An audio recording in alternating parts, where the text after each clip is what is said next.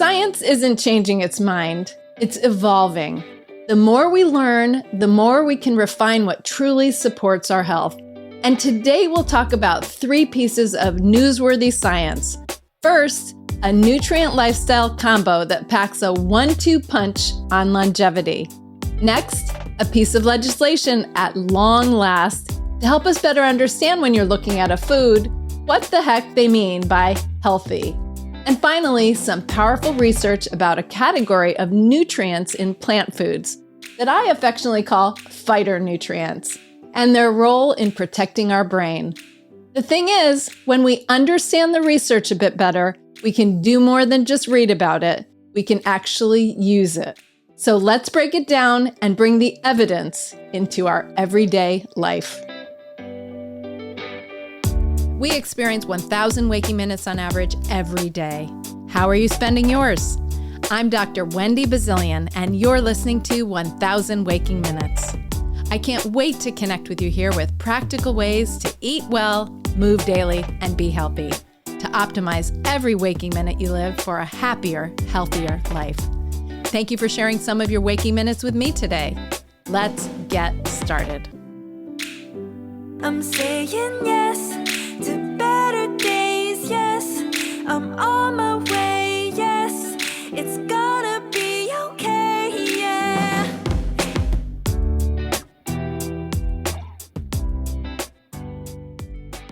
Welcome to 1,000 Waking Minutes. I'm Dr. Wendy Bazilian, and I'm so glad you're here. As we periodically do, today's episode is a science update. This is where we take a look at some of the latest research in nutrition and movement and our overall health and well-being, and talk about what it can really mean for you.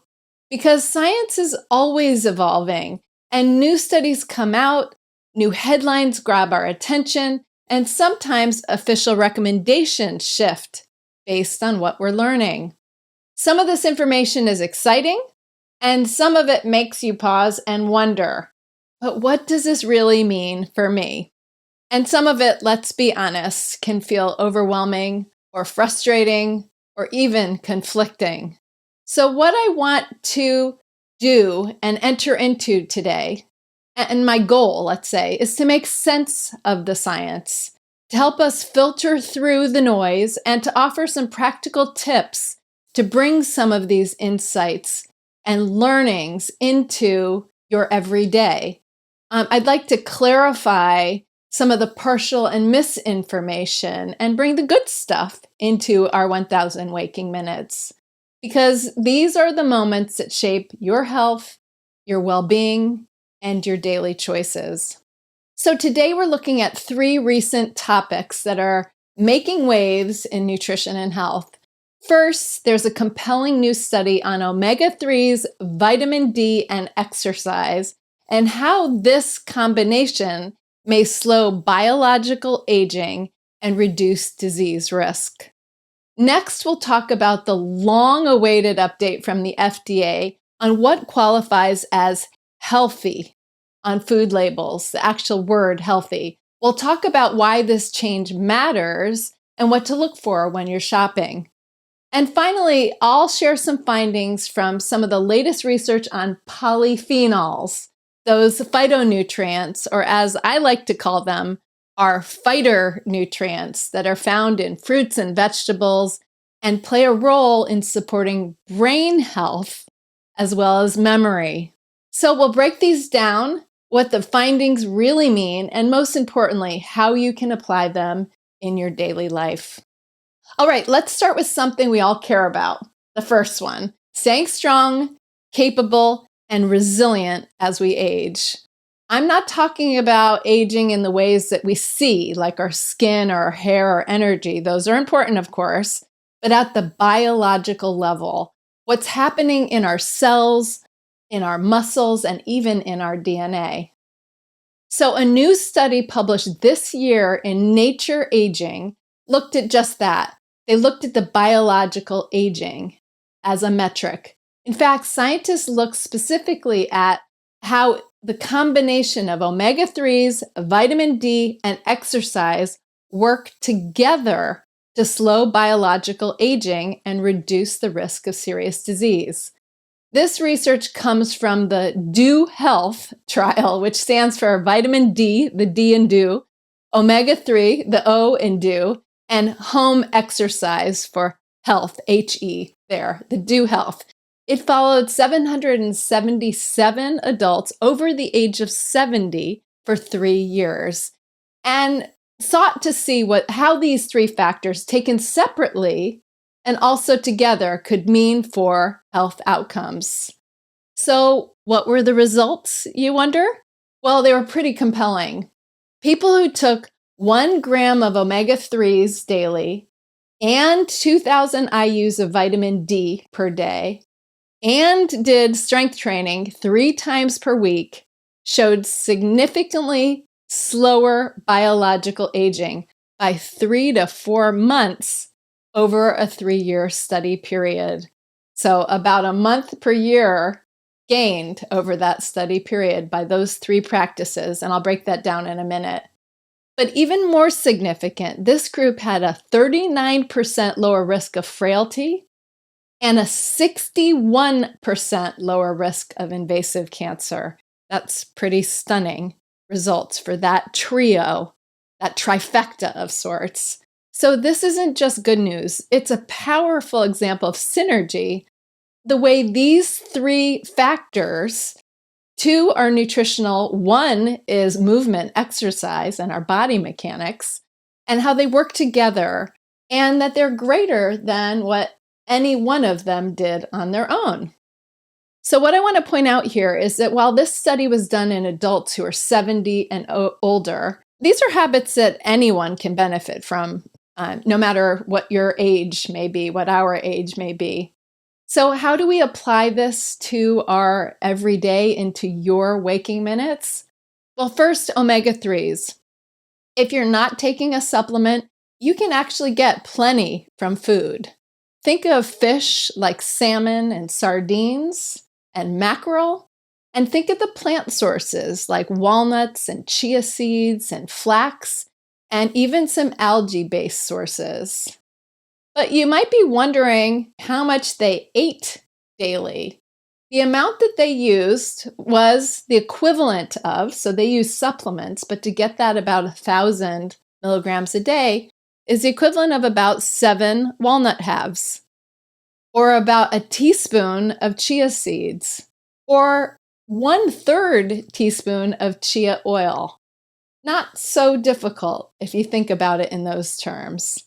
And keep in mind that the plant sources in particular, the nuts and the seeds, don't just give us omega-3s. They give us a matrix bringing fiber and plant protein and other phytonutrients that work together for overall health. And then the marine sources like fish also give us not just the omega-3s, but important protein sources as well. How about vitamin D, though, in the Do Health study? Well, sunlight is actually the best source, as our skin can convert a precursor hormone that our skin has into the active vitamin D we need.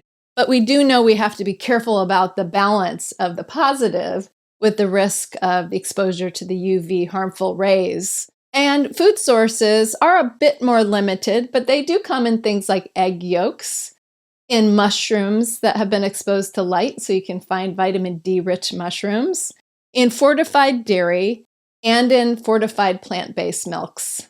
So to match the study amount there, which was 2,000 IUs daily, you actually would likely need some form of supplement. It's a little bit challenging to get it all through diet. You'd have to be pretty strategic there. But again, I want to emphasize that food sources still matter because they provide that full matrix of nutrients beyond just the vitamin D. And those work together in interesting ways that we are continuing to learn about. And finally, strength training. For some, that's the biggest hurdle to overcome, and others, that's the thing they've been doing all along. How much and how intense? Well, thankfully, it doesn't mean you have to start powerlifting, or like I like to watch others do, tossing tires from 18-wheeler big rigs. I'm pretty impressed to see that when I do. But for you, it can be body weight exercise. It can be resistance bands. It can even be carrying your groceries with a little extra control and intention 3 days a week, as the study showed. So the practical takeaway for us here is that these small, consistent choices, combined and layered over time, really add up. Remember the results. Those were stunning. And beyond the numbers, there's still practical, relatively affordable, and generally safe habits when they're done as recommended. They support not just longevity, but our quality of life too. All right, shifting gears, let's talk about the still often confusing topic of food labels. Probably the forever confusing topics to some, but we can distill it and decipher it little by little, more and more. And in particular, we're going to talk about the term healthy.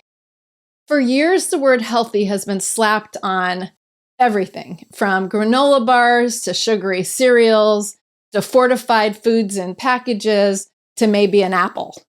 And not all the foods have exactly lived up to the claim, as you likely know.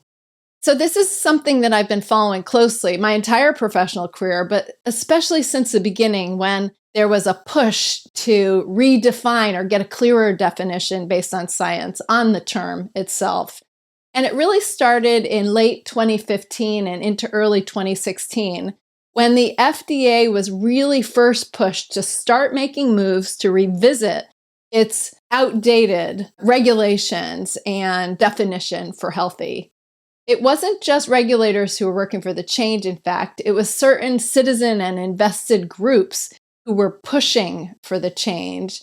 And it actually came on the public radar into particular when the then CEO of Kind Snacks, like the Kind bars with the nuts and fruits in them, simple ingredient lists. I really like them still to this day. But then their then CEO of Kind, Daniel Lubetzky, he challenged the outdated rules because he was told that he couldn't use healthy on the bars anymore. At the time, they were flagged for not being able to call themselves healthy because of their fat content, even though that the fat in those bars came from nuts, from whole nuts.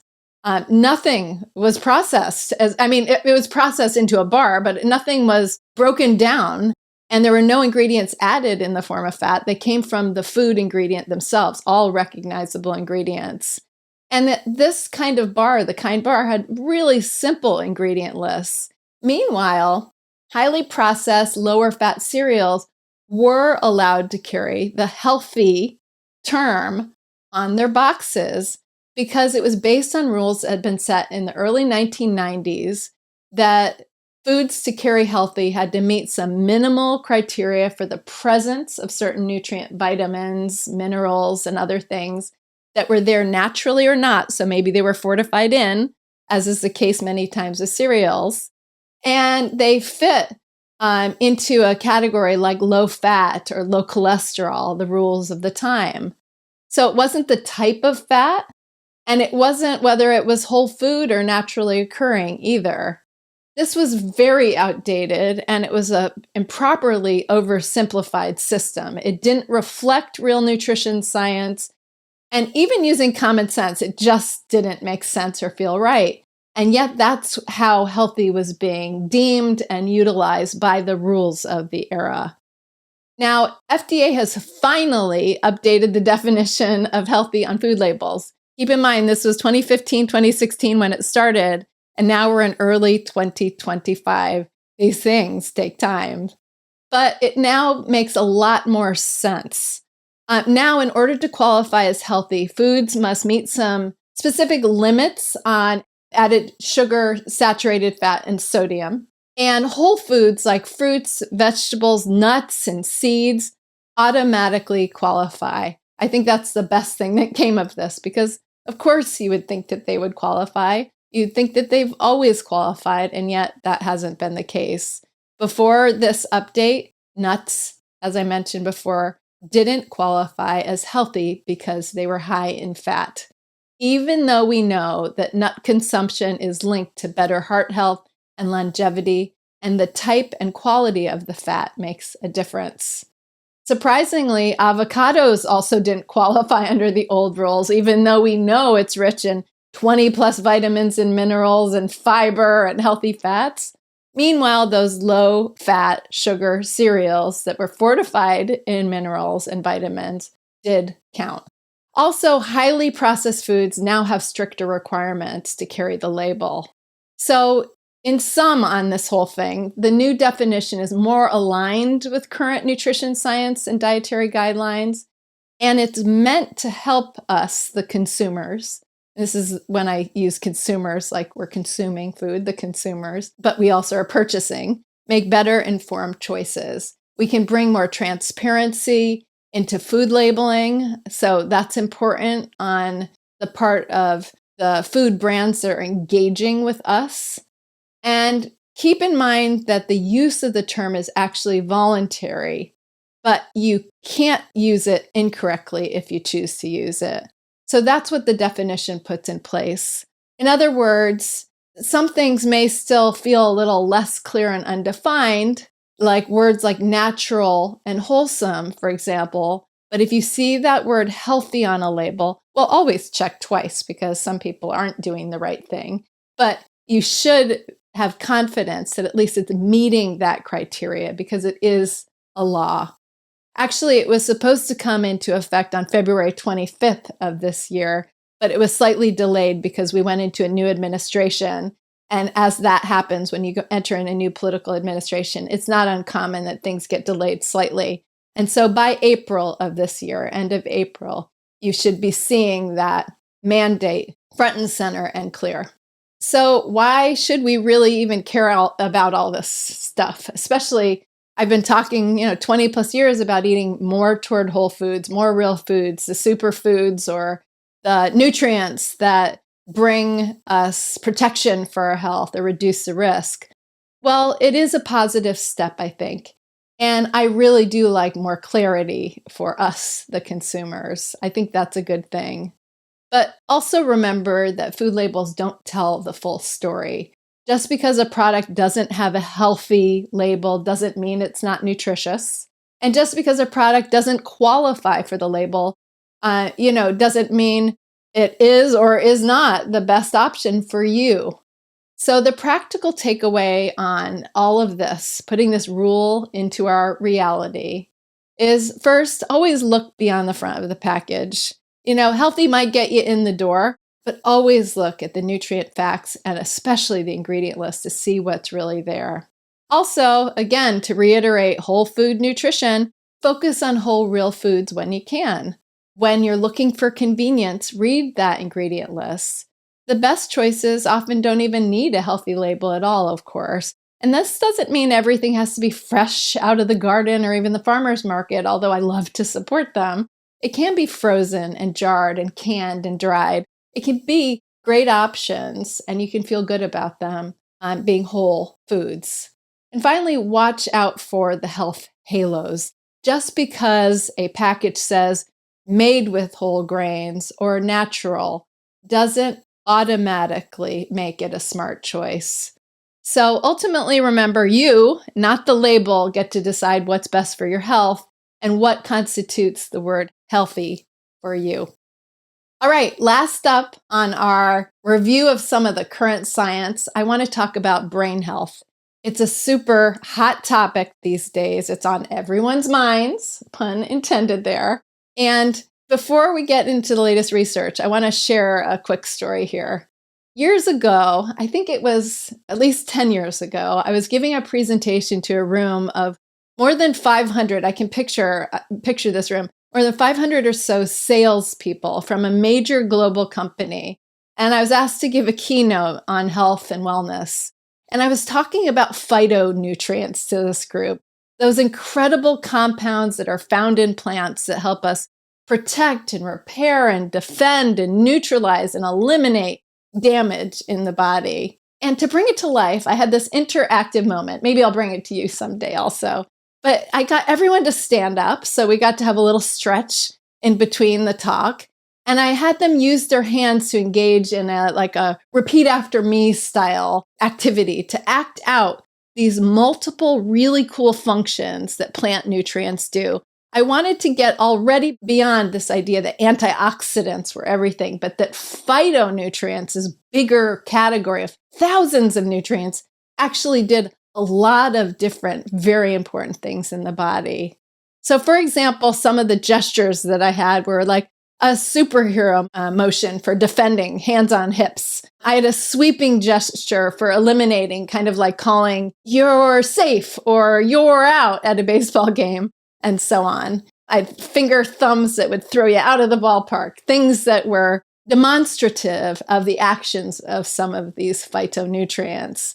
And one of those moments that I was doing this, I sort of got caught up into the swing of the moment, and people were following along and we were all having fun, and it got a little rowdy in the room.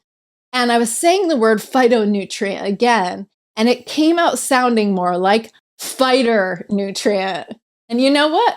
It fit and it stuck, because that's exactly what these plant nutrients are. They are fighters. They are here in our bodies to fend off oxidative stress, to support our immune system, and yes, even protect our brain. So with that backstory, let's talk about a specific type of phytonutrient, a big category called polyphenols, and how they're making headlines in brain health. So a randomized controlled trial published just recently in Nutrients this year found that polyphenols, this powerful plant-based compound, this category, may play a major role in supporting cognitive function and memory.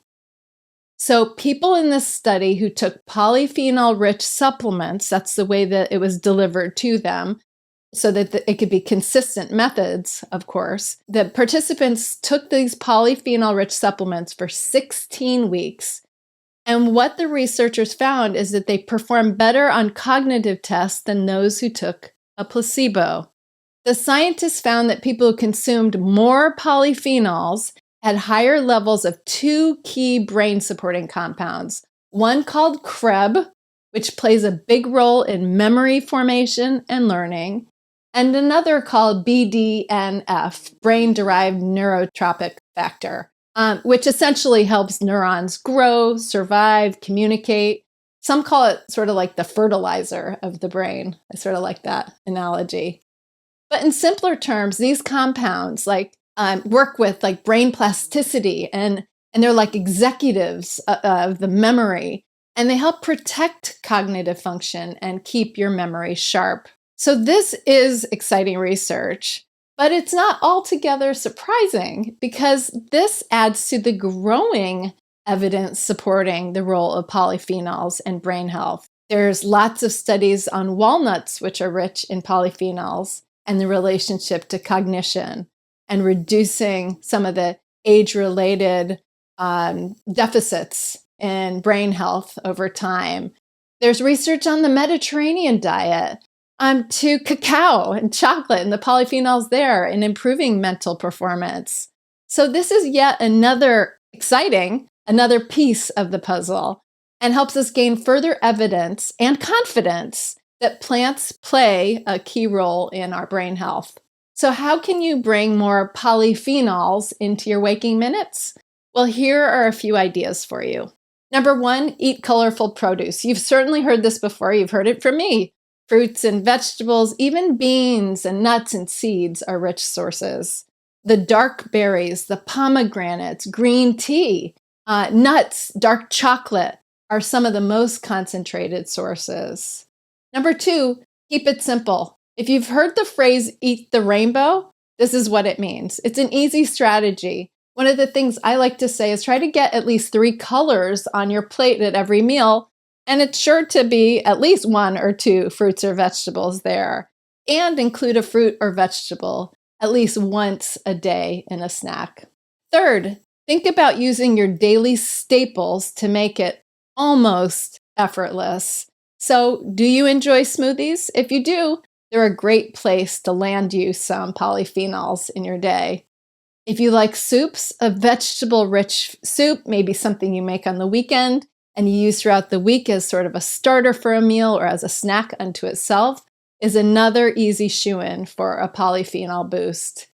And maybe find your go-to meal or snack that you already love and make it your polyphenomenal habit. That's a term that I've affectionately used for polyphenols. It's polyphenomenal.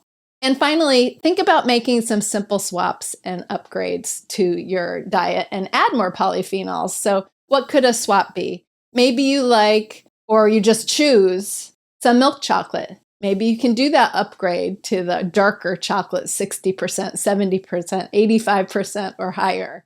It's an easy upgrade to add more polyphenols.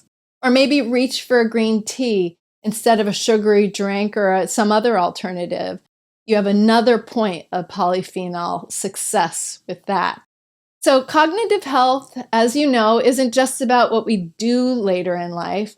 It's built every day by the choices we make now. It's food, it's activity, it's learning and engagement, it's being part of life. And when you think about it, out of our 1,000 waking minutes, most of us are eating 2 to 3 meals a day and 1 to 3 snacks a day. There are a lot of opportunities to support your brain through your mouth. Again, I think that this study is an important one to share with you, not only for what it says on its own, but as a reminder that this study adds to the growing body of evidence showing that polyphenols, these phytonutrients, play a vital role in long-term brain health. And the best part, you don't even need supplements to benefit from this. Whole foods have these nutrients built in. They work alongside other beneficial compounds in the food in a way that's very hard to replicate in a supplement form. And at the end of the day, your brain health is shaped by those small daily choices you make, whether it's adding a handful of berries to your breakfast, a sprinkle of walnuts on a salad or in a snack, or sipping away your green tea in the afternoon. It all counts. So we've now covered 3 timely, well-designed studies that add to the growing body of evidence, shaping what we can do, our personal agency in making choices that support our health within our 1,000 waking minutes. And as always, the real magic happens when we take this science and apply it to our daily lives. So here's a quick recap for you. The synergy of practices matters. In this case, the Do Health study, omega-3s, vitamin D, and movement, strength training, are a powerful trio that work together to help slow biological aging and lower disease risk. Think of these as like the longevity dream team. We discussed what's up with the word healthy on food packages, finally, and the FDA's new labeling requirement that goes into effect in just a couple months here in April 2025.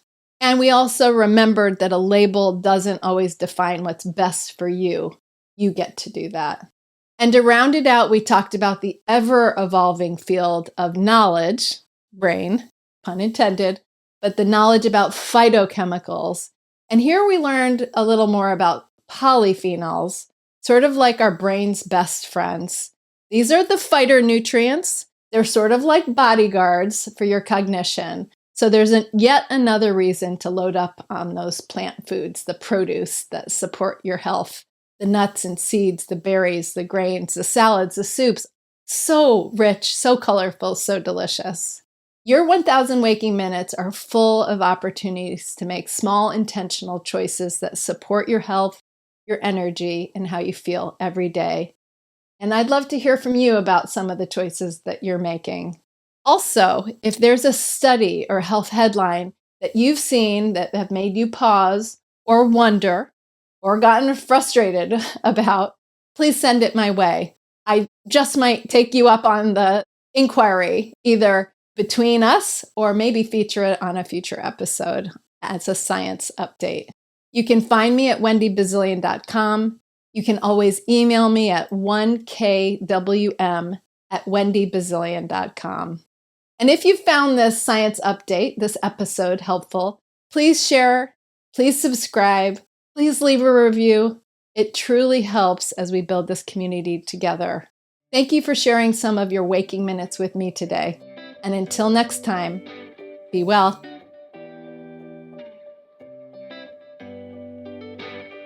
Thank you for tuning in to 1000 Waking Minutes. A huge thank you to our amazing collaborators, including our production and marketing teams, and Gabriela Escalante in particular.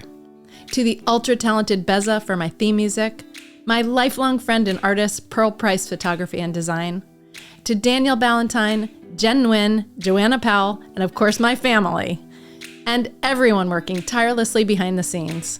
And to you, our valued listeners, I so appreciate your support. If you enjoyed today's episode, please consider leaving a comment, writing a review, and giving 1000 Waking Minutes, that's us, a 5-star rating. And please hit subscribe on Apple Podcasts, Spotify, or wherever you enjoy your podcasts. Please follow and stay connected at wendybazilian.com. And don't forget to share with your friends. Your support helps us grow and bring you more great content. Until next time, find some simple opportunities to optimize those 1000 waking minutes each day.